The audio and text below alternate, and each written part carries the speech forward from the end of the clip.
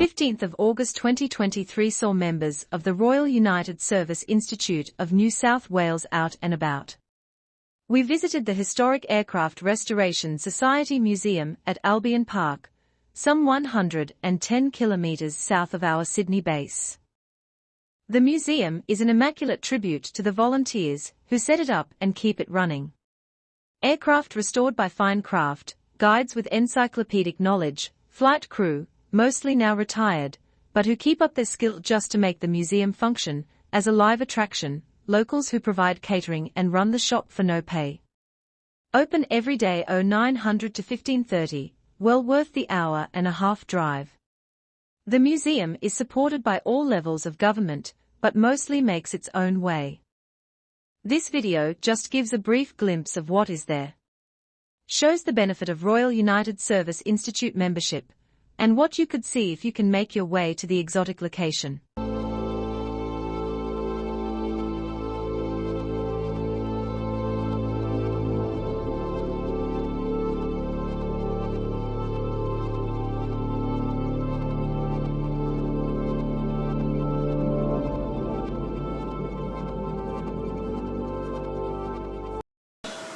When everything's running up and everything's fine, all the temperatures and pressures are okay, then we unplug the power, then we go through our flight control checks and power checks and all that in the cockpit.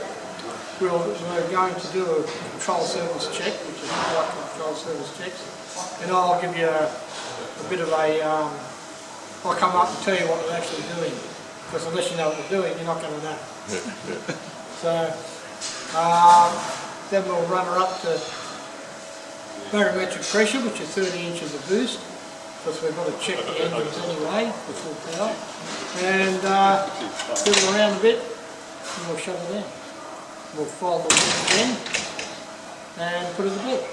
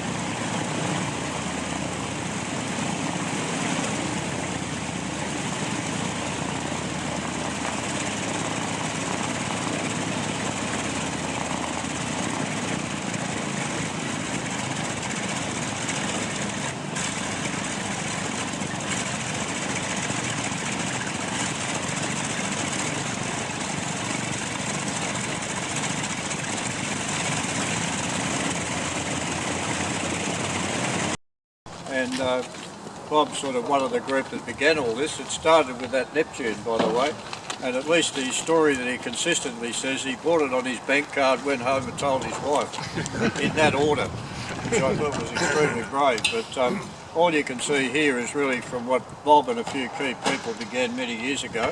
So folks, Bob Delahunty, our President and Chief Pilot. Thank you, Michael, and welcome to Haas. As you can see, we're a whole lot of very passionate nutcases. We're all volunteers here, and what Michael said was effectively true, but my wife did know that we went and pulled money out of our bank card to buy that Neptune back in April Fool's Day 1988. So we've been operating it ever since, and from there, the one out the front which we run also was in a fire dump in Tahiti, and I was over there with my company, which was Colonial Mutual Life, which was an insurance business, and my wife and I were there for 44 years, and we're over there on a conference, and they were burning the Neptunes in the fire dump. So I've got a picture of standing with my hand on it. Not going to burn this one. Managed to get approval, flew it back to Australia in 1989 on Bastille Day 1989. So 2 Neptunes. What do you do with those? You need spare parts. Went to America looking for spare parts. Here's a derelict super constellation with a big boneyard down in Tucson, Arizona. You better have one of those.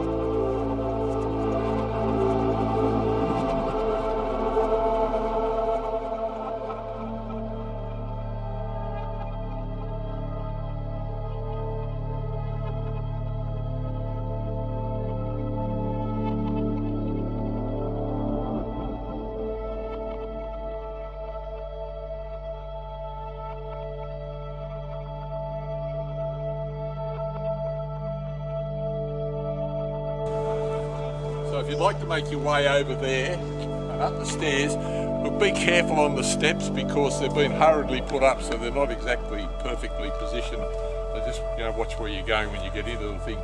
And then when you get into the aeroplane, sort of turn left and head towards the front to make sure that we balance the plane and we don't tip it up and all that sort of stuff.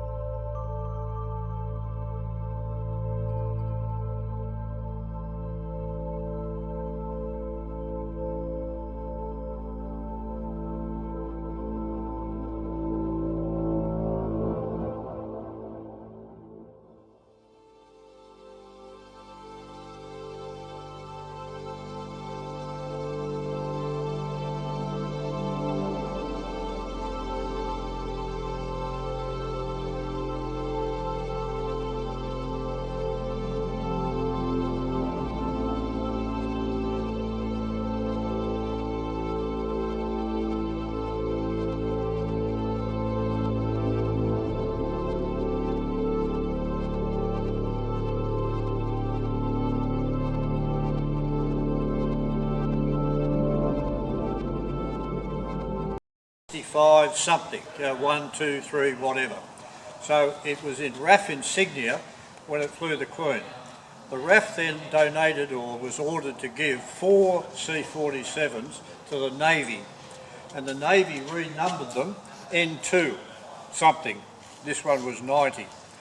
They were kept in the same colours as the Dakota, the RAF Dakota, except that they replaced Royal Australian Air Force and had Royal Australian Navy in black.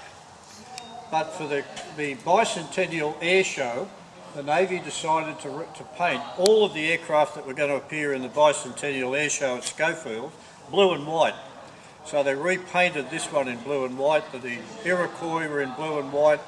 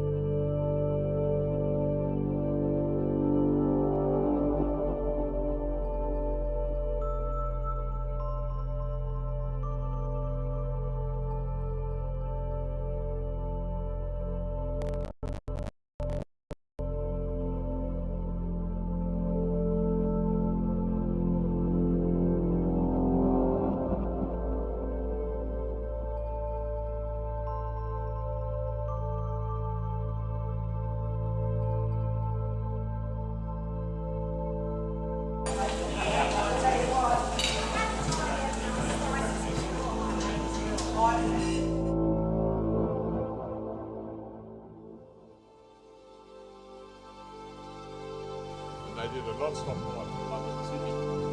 18,001 kilometres, 20 hours, 9 minutes, 40 seconds. It still stands as the longest delivery flight, commercial airline. Also, 33 times it travelled a shade under 85 million kilometres. Was to the moon and back 110 times.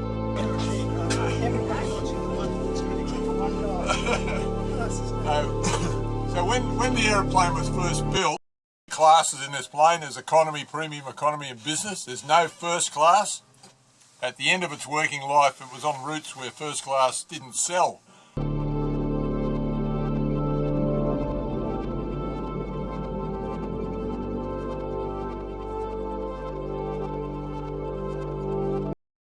Well, 3 lots counting the one upstairs, yeah. So this one, that one, and upstairs. Yeah. So this is where first class would normally be in the aircraft. The cockpit's sort of up about there.